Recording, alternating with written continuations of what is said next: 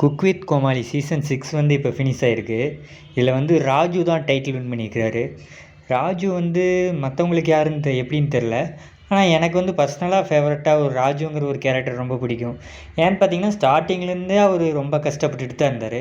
அவருக்கு கிடைச்சது வந்து எனக்கு ரொம்ப ஹாப்பியாக தான் இருக்குது.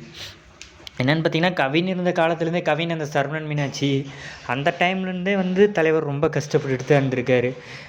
நமக்கான ஒரு இடம் கிடச்சிராதா அப்படிங்கிற மாதிரி சொல்லிட்டு போராடிட்டே இருந்தார். இப்போ ரீசெண்டாக கூட அவரோட பன் பட்டர் ஜாம்னு சொல்லிட்டு ஒரு படம் ரிலீஸ் ஆச்சு. அந்த படம் வந்து எதிர்பார்த்த அளவுக்கு வரலைன்னா கூட ஒரு ஃபஸ்ட்டு படம் இது போதும்ப்பா அப்படிங்கிற மாதிரி இருந்துச்சு. இதுக்கு முன்னாடியே கவின் கூடயே சேர்ந்து நட்புன்னா என்னன்னு தெரியுமா அப்படின்னு சொல்லிட்டு ஒரு படம் பண்ணியிருப்பார். அந்த படமுமே வந்து ரொம்ப வருஷம் டிலே ஆகி கடைசியில் ரிலீஸ் ஆகி அந்த படமும் எதிர்பார்த்த அளவுக்கு போகல. அதனால் வந்து இந்த ஒரு டைட்டில் வின்னர் ஆனது வந்து ரொம்ப ஒரு ஹாப்பியான ஒரு மூமெண்ட்டாக தான் இருக்குது.